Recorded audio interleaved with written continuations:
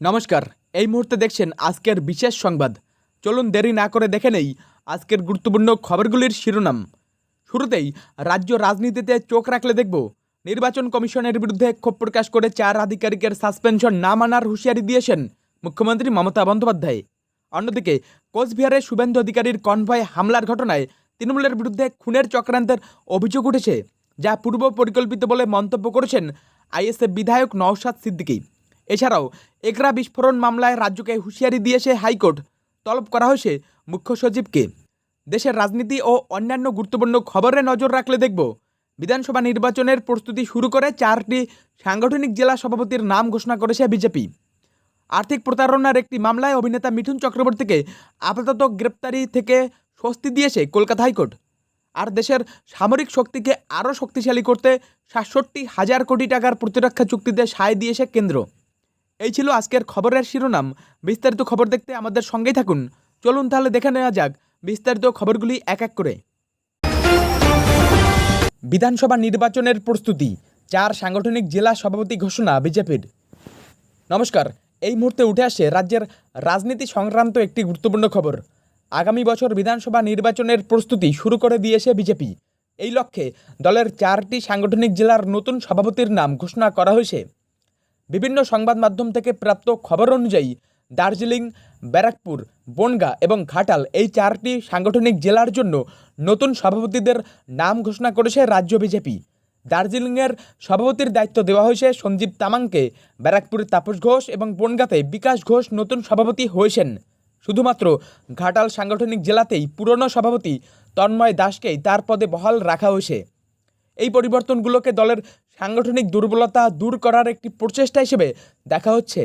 বিজেপির শীর্ষ নেতৃত্ব আগামী দিনে আরও কিছু সাংগঠনিক রদবদল ঘটাতে পারে বলে মনে করা হচ্ছে। এই পদক্ষেপের মাধ্যমে বিজেপি আগামী নির্বাচনের জন্য নিজেদের সাংগঠনিক শক্তিকে আরও মজবুত করতে চাইছে। আর্থিক প্রতারণার মামলায় মিঠুনকে স্বস্তি, হাইকোর্টের নির্দেশ আপাতত গ্রেপ্তারি নয়। নমস্কার। এই মুহূর্তে উঠে আসছে রাজ্যের রাজনীতি এবং আইনি বিষয় সংক্রান্ত একটি গুরুত্বপূর্ণ খবর। আর্থিক প্রতারণার একটি মামলায় অভিনেতা তথা বিজেপি নেতা মিঠুন চক্রবর্তীকে কলকাতা হাইকোর্ট আপাতত স্বস্তি দিয়েছে।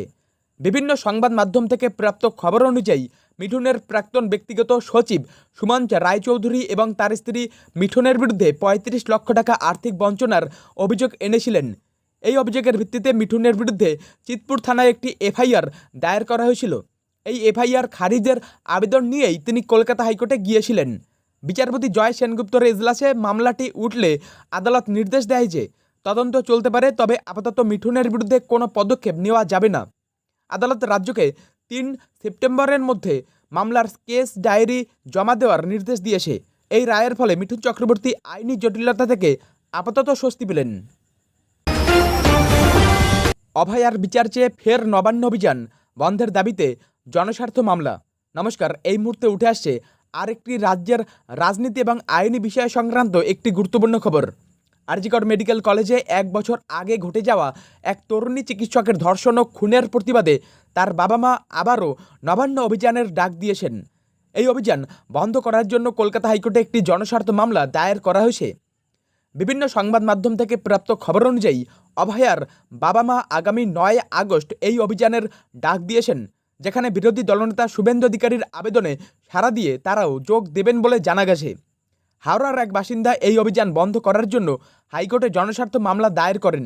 তার অভিযোগ, এই ধরনের রাজনৈতিক কর্মসূচিতে সাধারণ মানুষের দৈনন্দিন জীবন ব্যাহত হয়। এই জনস্বার্থ মামলাটি বিচারপতি সুজয় পালের ডিভিশন বেঞ্চে দায়ের করার অনুমতি দেওয়া হয়েছে এবং এর শুনানি আগামী বৃহস্পতিবার হওয়ার কথা রয়েছে। এদিকে অভয়ার মা 14 আগস্ট রাতে রাত দখল কর্মসূচিরও ডাক দিয়েছেন, যেখানে তারা মেয়ের বিচার চেয়ে লক্ষ লক্ষ মানুষের সামনে হাঁটতে প্রস্তুত বলে জানিয়েছেন। শুভেন্দুর কনভয় হামলা পূর্ব পরিকল্পিত, বললেন আইএসএফ বিধায়ক নওশাদ সিদ্দিকী। এই মুহূর্তে উঠে আসছে রাজ্যের রাজনীতি সংক্রান্ত একটি গুরুত্বপূর্ণ খবর। বিরোধী দলনেতা শুভেন্দু অধিকারীর কনভয় হামলার ঘটনাটিকে পূর্ব পরিকল্পিত বলে মন্তব্য করেছেন আইএসএফ বিধায়ক নওশাদ সিদ্দিকী।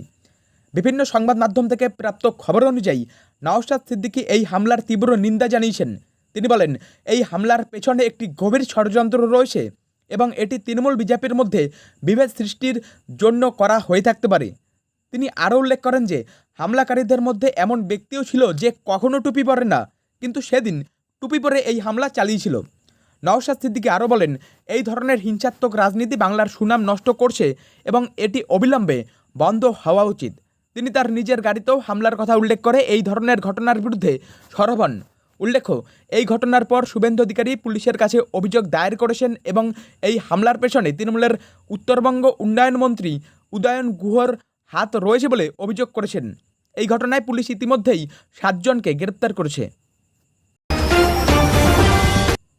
এগরা বিস্ফোরণ মামলায় রাজ্যকে হুঁশিয়ারি হাইকোর্টের, তলব মুখ্য সচিবকে। এই মুহূর্তে উঠে আসছে রাজ্যের আইন ও রাজনীতি সংক্রান্ত একটি গুরুত্বপূর্ণ খবর।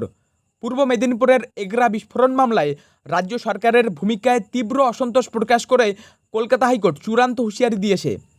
বিভিন্ন সংবাদ মাধ্যম থেকে প্রাপ্ত খবর অনুযায়ী হাইকোর্ট নির্দেশ দিয়েছে যে আগামী 7 দিনের মধ্যে এগরা বিস্ফোরণ সংক্রান্ত রিপোর্ট আদালতে জমা দিতে হবে। যদি তা না করা হয় তবে রাজ্যের মুখ্য সচিবকে সশরীরে আদালতে হাজির হতে হবে। গত বছর 16 মে এগরার একটি বাজি কারখানায় ভয়াবহ বিস্ফোরণ ঘটেছিল, যেখানে প্রায় 12 জন প্রাণ হারান। হাইকোর্ট জানিয়েছে যে এই ঘটনার তদন্তে গাফিলতি রয়েছে। মামলাকারীদের অভিযোগ ছিল যে বিস্ফোরণের এতদিন পরেও বিস্ফোরক আইনে কোনো ধারণা সংযুক্ত করা হয়নি এবং এনআইএকে প্রয়োজনীয় নথিও হস্তান্তর করা হয়নি। আদালত রাজ্যের তরফে আরও সময় চাওয়ার আবেদন প্রত্যাখ্যান করে। আগামী 18 আগস্ট এই মামলার পরবর্তী শুনানি রয়েছে। ৬৭,০০০ কোটি টাকার প্রতিরক্ষা চুক্তি, আরও শক্তিশালী হচ্ছে ভারতের সামরিক শক্তি। নমস্কার, এই মুহূর্তে উঠে আসছে ভারতের প্রতিরক্ষা সংক্রান্ত একটি গুরুত্বপূর্ণ খবর। ভারতের 3 বাহিনীর সামরিক শক্তি বাড়াতে প্রতিরক্ষা মন্ত্রক প্রায় ৬৭,০০০ কোটি টাকার একটি বড় চুক্তিতে সায় দিয়েছে। এই চুক্তির মাধ্যমে দেশের সামরিক অস্ত্রাগার আরও শক্তিশালী হবে। বিভিন্ন সংবাদ মাধ্যম থেকে প্রাপ্ত খবর অনুযায়ী প্রতিরক্ষা মন্ত্রী রাজনাথ সিংয়ের নেতৃত্বে অনুষ্ঠিত হওয়া একটি উচ্চ পর্যায়ের বৈঠকে এই সিদ্ধান্ত নেওয়া হয়েছে। এই চুক্তির আওতায় ভারত শতাধিক ব্রহ্মস ক্ষেপণাস্ত্র এবং উন্নতমানের ড্রোন কিনবে। এর মধ্যে 87টি সশস্ত্র ড্রোন এবং 110টির বেশি ব্রহ্মস ক্ষেপণাস্ত্র অন্তর্ভুক্ত রয়েছে। এছাড়াও এই চুক্তিতে ভারতীয় নৌসেনার জন্য সাবমেরিন বিরোধী যুদ্ধাস্ত্র এবং এয়ারফোর্সের জন্য পাহাড়ি অঞ্চলের সুরক্ষার জন্য বিশেষ রাডার কেনার প্রস্তাবও অন্তর্ভুক্ত করা হয়েছে। এই পদক্ষেপের মূল উদ্দেশ্য হল 3 বাহিনীর আধুনিকীকরণ এবং তাদের অভিযান দক্ষতা বা ক্ষমতা বৃদ্ধি করা। কোচবিহারে শুভেন্দুর কনভয়ে হামলার অভিযোগ, তৃণমূলের বিরুদ্ধে খুনের চক্রান্তের দাবি। কোচবিহারের বিরোধী দলনেতা শুভেন্দু অধিকারীর কনভয়ে হামলার অভিযোগ উঠেছে। এই ঘটনাকে কেন্দ্র করে তিনি তৃণমূলের বিরুদ্ধে খুনের চক্রান্তের অভিযোগ করেছেন। বিভিন্ন সংবাদ মাধ্যম থেকে প্রাপ্ত খবর অনুযায়ী কোচবিহারের খাগড়াবাড়ি চৌপতিতে শুভেন্দু অধিকারীর কনভয় পৌঁছলে তৃণমূলের কর্মী সমর্থকরা কালো পতাকা নিয়ে বিক্ষোভ দেখাতে শুরু করেন। অভিযোগ, বিক্ষোভ চলাকালীন তার গাড়িতে লাঠি ও পাথর দিয়ে হামলা করা হয়। এতে তার বুলেট প্রুফ গাড়ির কাঁচ ভেঙে যায়। এই হামলার পর শুভেন্দু অধিকারী অভিযোগ করেছেন যে তৃণমূল তাকে খুনের চক্রান্ত করছিল। তার আরও অভিযোগ, এই হামলার পেছনে তৃণমূলের নেতা উদয়ন গুহ এবং অভিষেক বন্দ্যোপাধ্যায়ের নির্দেশ ছিল। এই ঘটনার প্রেক্ষিতে বিজেপির পক্ষ থেকে প্রতিবাদে জেলায় জেলায় বিক্ষোভ কর্মসূচি করা হয়েছে। অন্যদিকে তৃণমূল এই অভিযোগ অস্বীকার করে বলেছে এটি বিজেপির সাজানো ঘটনা। তারা পাল্টা অভিযোগ করেছে যে শুভেন্দু অধিকারী নিজেই উস্কানি দিয়ে পরিস্থিতি উত্তপ্ত করেছেন। এই ঘটনায় পুলিশ 1 জনকে গ্রেপ্তার করেছে এখনো পর্যন্ত যা খবর।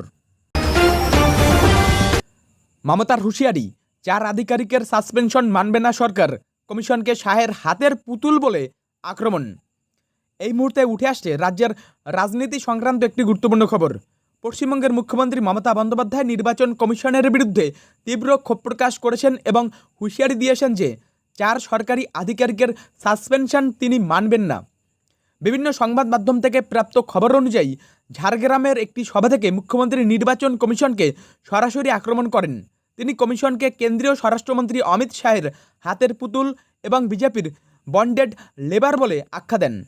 মুখ্যমন্ত্রী অভিযোগ করেন যে ভোটার তালিকায় নাম নথিভুক্তর ক্ষেত্রে অনিয়মের অভিযোগে নির্বাচন কমিশন দক্ষিণ 24 পরগনা এবং পূর্ব মেদিনীপুরের 4 সরকারি আধিকারিককে সাসপেন্ড করার পাশাপাশি তাদের বিরুদ্ধে এফআইআর দায়ের করার নির্দেশ দিয়েছে।